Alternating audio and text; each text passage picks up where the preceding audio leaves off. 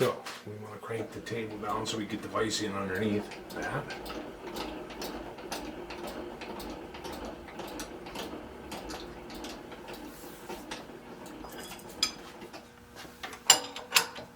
And take this 3/16 two-foot end mill out.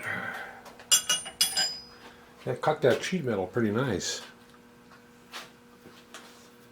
Actually, a pretty nice cut and cutter. Slide this underneath. Now, where do I want to put it? I'm going to put it over here a little bit.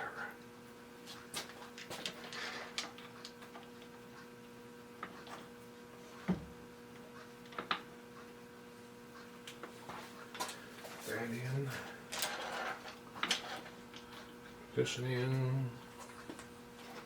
Allen wrench.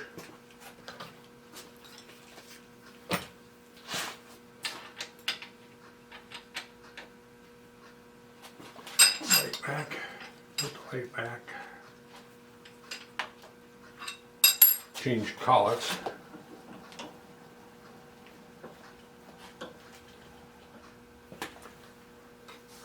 I could put that ram back just a little more too.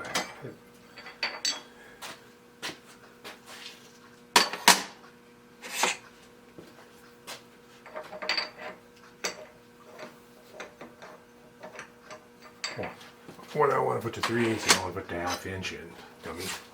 Put the collar, or put the drill chuck in. Got a 1/2 inch collar, or shank. Alright. Get my other indicator out. Get my favorite. This is my favorite indicator. And it's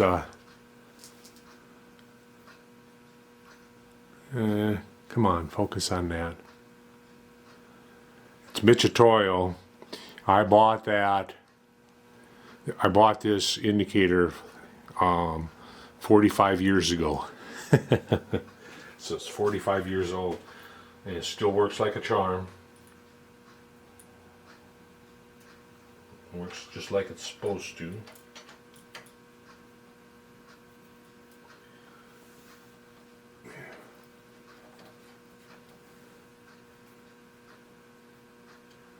I can lower this down a little more.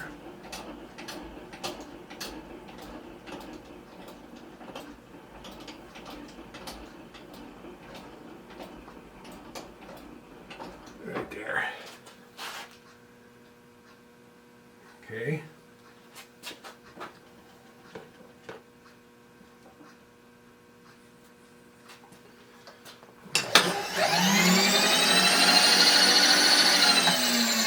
All right.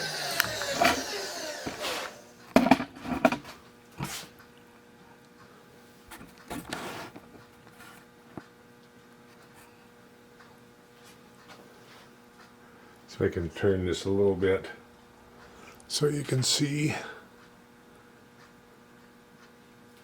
All right. We'll take and put this on 0. Like this side's snug.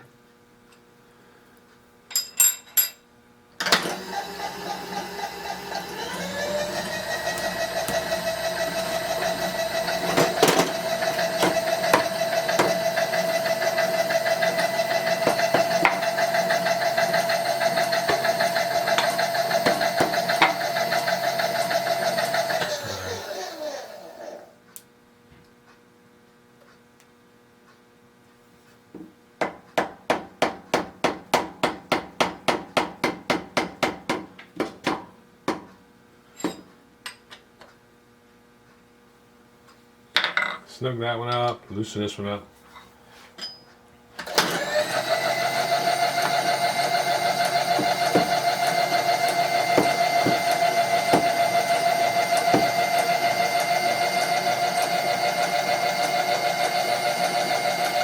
Just tapping it to where I don't see the needle moving anymore. And then if you go across it slowly, you can get it in one sweep if you go across it slowly and snug one up. And as you're going across, you'll see the needle moving, and just keep tapping it the way that if it's dropping, tap it up. If it's raising, drop it, tap it on this side, until the needle quits moving. And sometimes you can get the vise dialed in on one stroke. One stroke across the vise and you're dialed in. Tighten that one up. Put this on 0. Should be pretty close.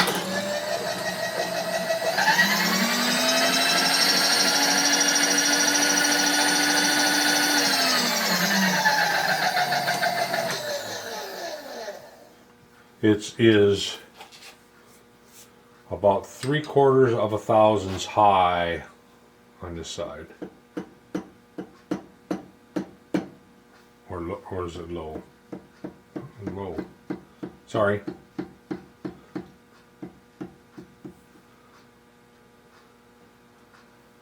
There we go.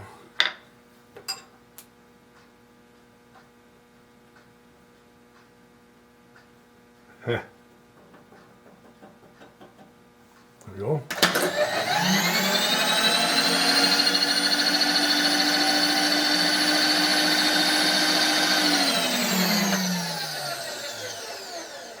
I say that's good enough. Good enough. It's less than half a thou. Alright. Take that out. Lay that right there because we're going to need that. And now we have our 2 parts that we made. We need a parallel. Stick under it. Let's see. I think that parallel will work.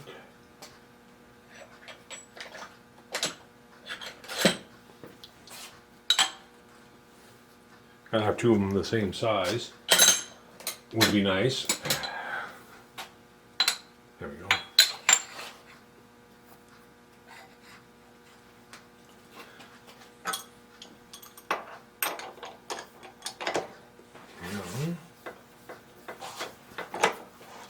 Wheel that in there.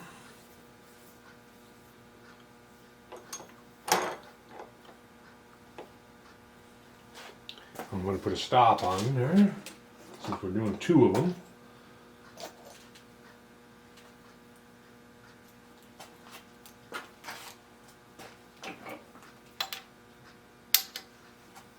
Find the Allen wrench.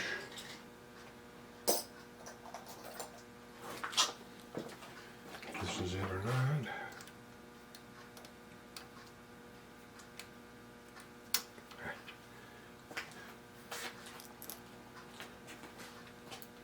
Too big. There's my Allen wrench.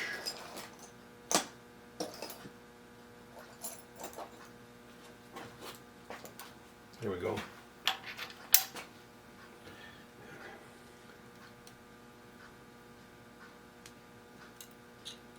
Tighten that up. Tighten that up. And what size screw do I want to put in there? And a grub screw. Now, drill chuck. Probably number 2.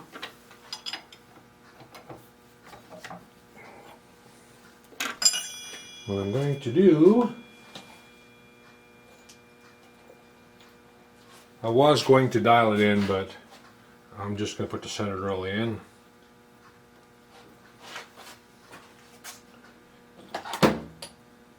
And put the indicator away, and I'm going to come over here. Since this isn't, it's just a grub screw on the shaft, I'm just going to come over here. And I'm going to come down, I'm going to eyeball at the center and then put the scale in there. And come down on top of the scale. And I'm just going to move it back and forth until that scale is parallel with top of the vice jaw, which is right there. It's the same principle. It's the same principle as setting your tool height on the lathe. When your tool's on center of the material on the lathe, the scale will stand straight up and down. So I want to see how far over do I want to put that screw. Doesn't matter, just as long as I don't have a dimension on it.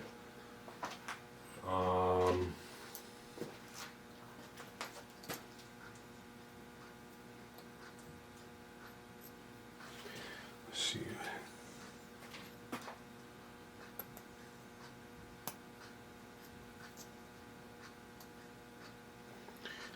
I see I ended up with a slip fit instead of a press fit. I was just checking to see. That's okay. That's okay. We'll Loctite them in place. So we'll just eyeball out from the end. Up from the end. And about there. We're going to go with the 256.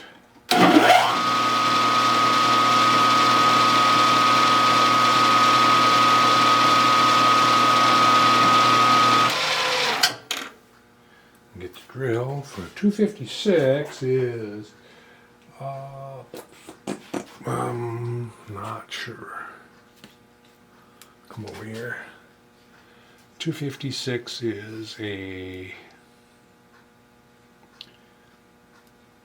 number 50. Number 50.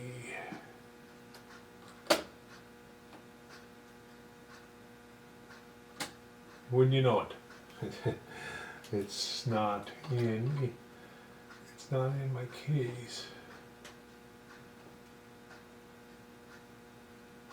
So we use the next size.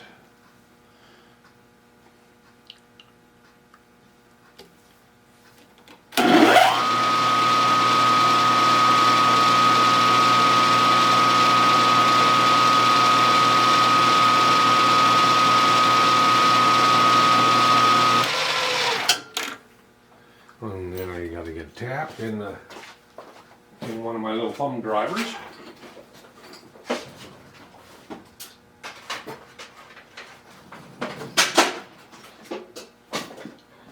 And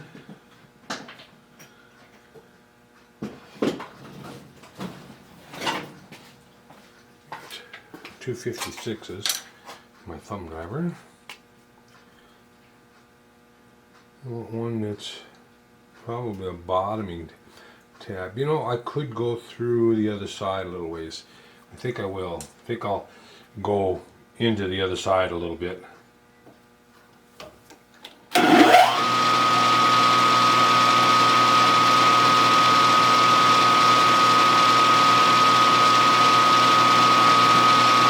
That'll allow the tap to go through a little bit further. And naturally, the one I want is underneath the rest of them. I want that one right there.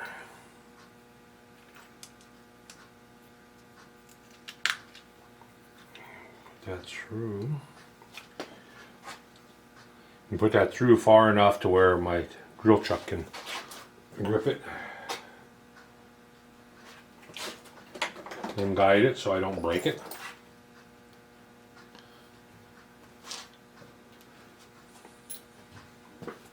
And we need some LED. Some LED on there. Black Magic. Put that in the drill chuck. Down, touch.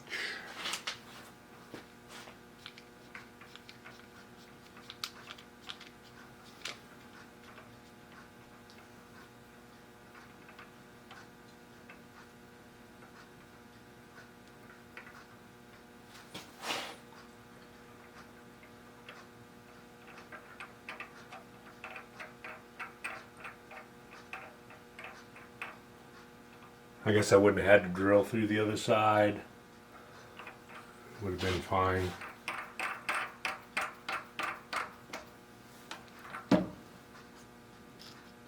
Here we go. Get off of there.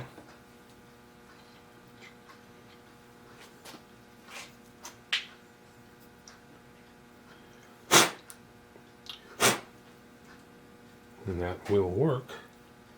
I'll take another larger drill to deburr it a little bit up on top.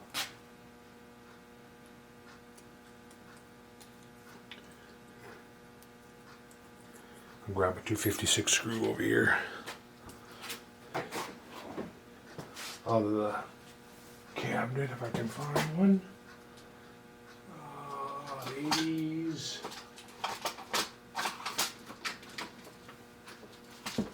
A bunch of brass ones here.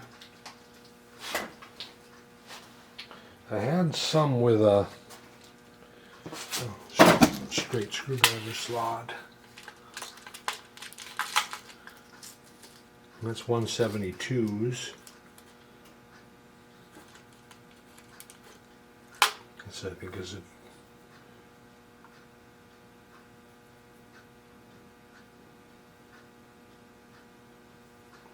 That'll work, but I'll have to shorten it up. That's some nicer looking ones, I thought. I could use, these are 256, but they're brass. I use in my steam engines. I had some Torx ones too. Some Torx screw ones.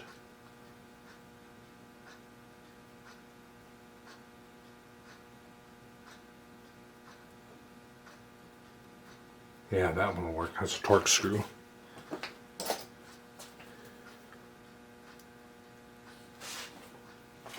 And here's the material I bought for it. That hopefully slides in there.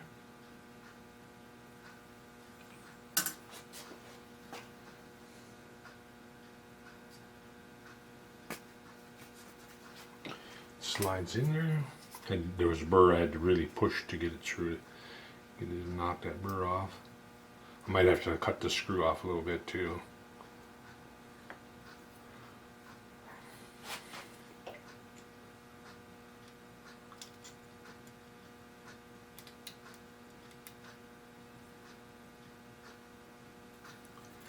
Locks down just like it should, but I'll shorten that screw up a little bit. Okay, one down, one to go. And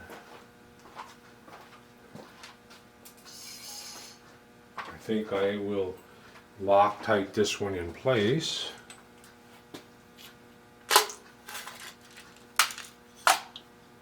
So what I want to do is I want to set it on something because I want it flush. I want it flush with the other side. I don't want it dropping down in there. So I just happen to have some material here. It'll fit right in there. Just like that. I'm going to get the Loctite. And we'll set it aside. It don't take very long for that Loctite. If I had the primer in for this Loctite, camera shut off. But I could leave this sit all day long and it would never get hard. It would never set up. It has to have no air.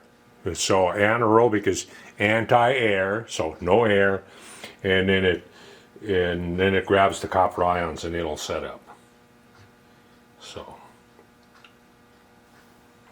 set that down.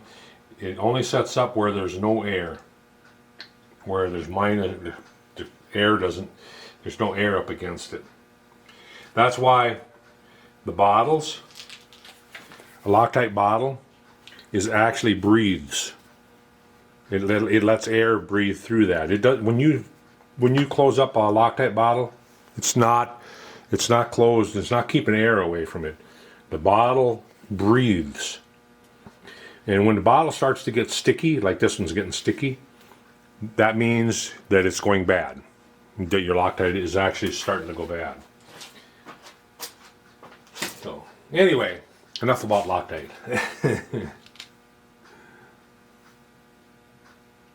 Put the next one in there.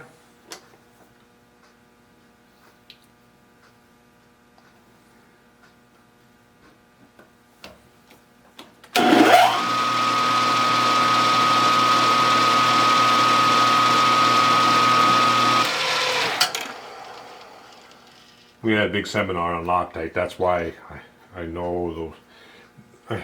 Right from the company came in and gave us a seminar and told us the ins and outs of Loctite.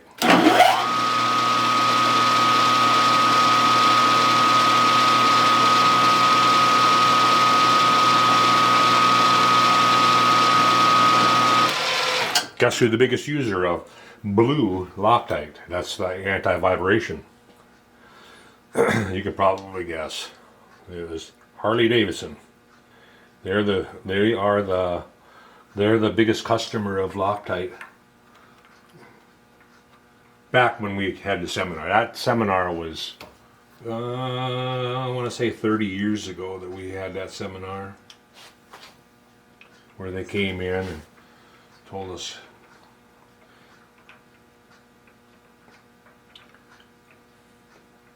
our Loctite, where I worked, had to be kept in a fridge and was thrown away after it got a certain age.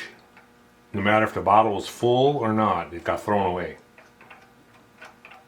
So could have stocked up on a lot of Loctite. They used, I think it's 272, the red one,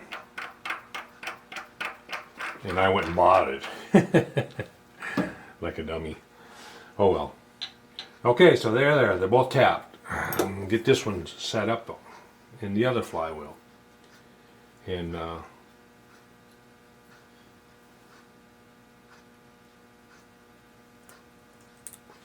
let's see if this other one is set up at all. Yep. So now that's how long it took. It didn't take very long, did it? So we'll get the other one. The flywheel. Set that down. And plus, you only need a drop. You don't need to flood it. Just take and put a drop on there, and then spread it around. When you turn it in, when you put it in, just kind of turn it around. You know, kind of spin it a little bit.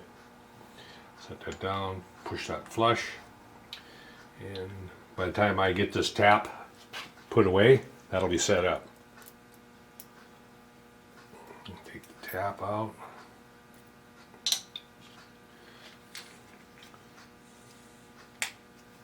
Can't remember what tap I was going to buy. I was going to order some new taps, and I don't remember which ones they were. I won't remember it until I need them. A friend of mine just made those knurled tap handles. I'll tell you what. If you get used to using them on small taps, you'll never tap a small hole with anything but. But he made his pretty big around. But I like that nice little small one. It's only maybe I'll get it. I think it's about an inch.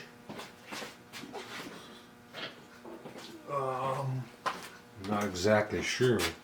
Where did I have a? I had a scale laying here.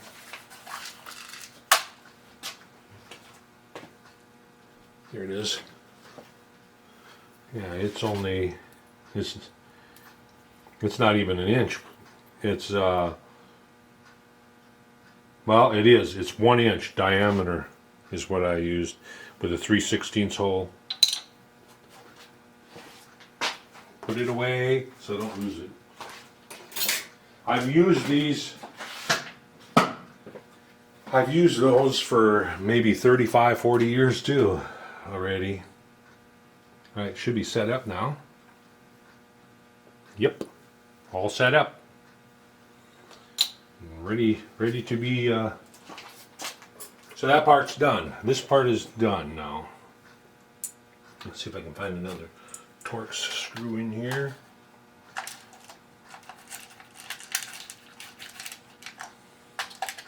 I think these Torx screws I saved out of a hard drive. I saved a lot of the screws when I did hard drives. Tore them apart for the magnets.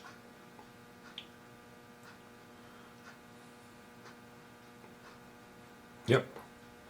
So got the screws, got the, so these, the only thing I want to do yet is I want to paint them black in the inside. Now I don't know if I want to paint them a shiny black or flat black. I'm kind of leaning toward flat black in here. So now we can make the next flywheel. I have the drawings here somewhere. Lay those over there. Put this drill away so it ain't missing like the other one is.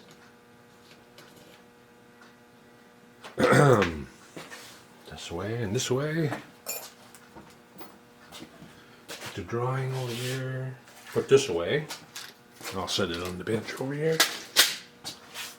So I'll knock that on the floor and have little screws everywhere. Alright, so this is the one we just finished. This one's done. Put that at the back.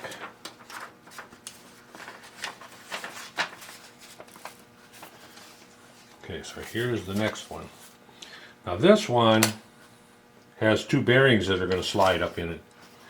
So, and that is the OD, oh, 1 inch and a half OD. So I gotta find me some 1.5 inch material. And what is that material I just had here that I set those parts on?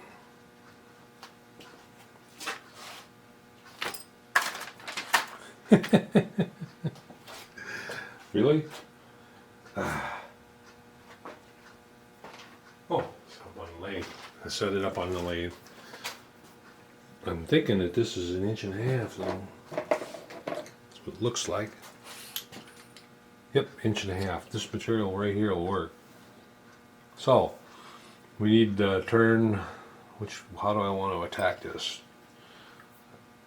I think what I'm going to do is turn the spud and everything. This gets pressed into, this gets pressed into the carrier, the blade carrier up on top. So that diameter is critical, which is a 125 diameter. So we want to make sure we hit that.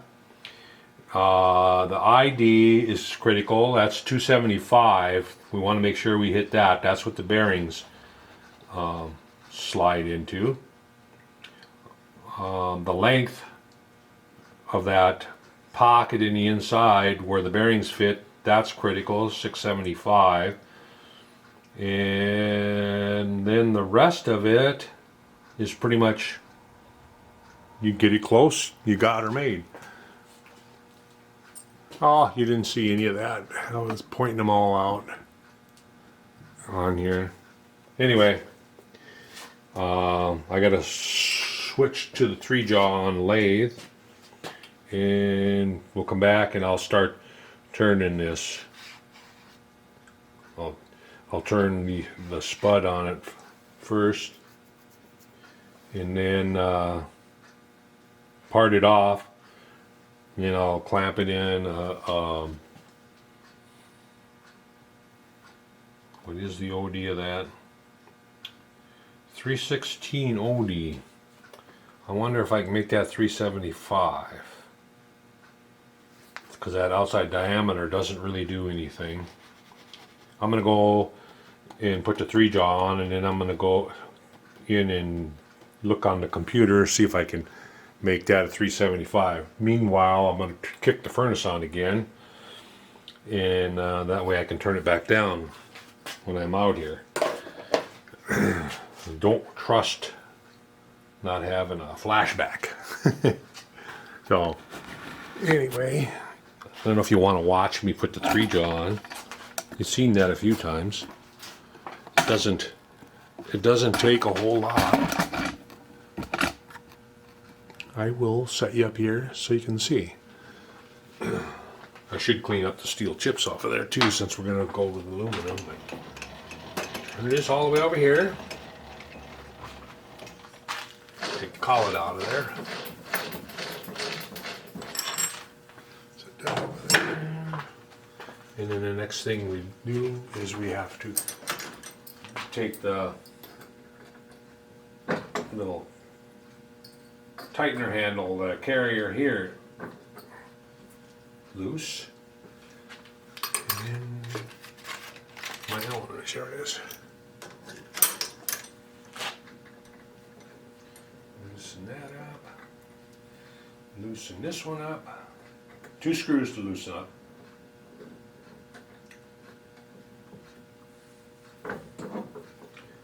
That's my handle. These are the carrier screws, or the screws for the, when you pull the tube out. And I just put it up here.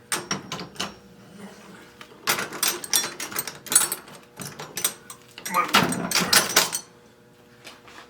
All right. So now we got to knock the, I should call it, adapter out. It changes the Morse taper to you know what the taper is on a 5C collet. Just tap it with a aluminum bar. So I put that up here. Now I put this over here just in case I were to drop the chuck.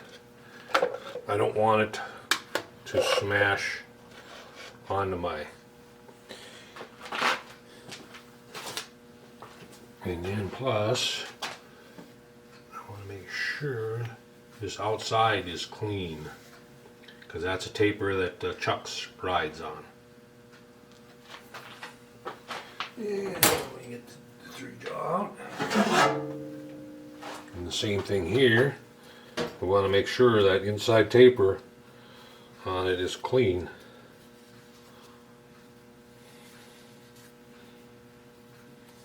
And there's no chips or nothing in there.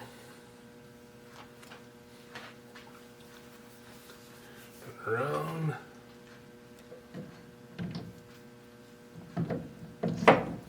Slide that up there, grab the chuck key.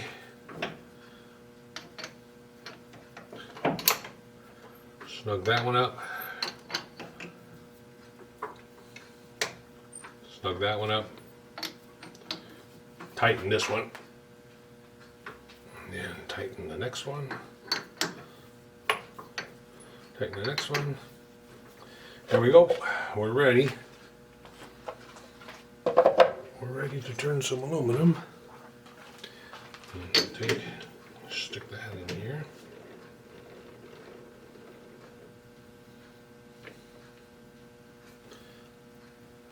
There we go. So that's ready to go. Like I say, I'm going to kick the furnace on and let that run while I go check to see if I can leave that outside diameter to a 3/8 diameter instead of a 3/16. Did I say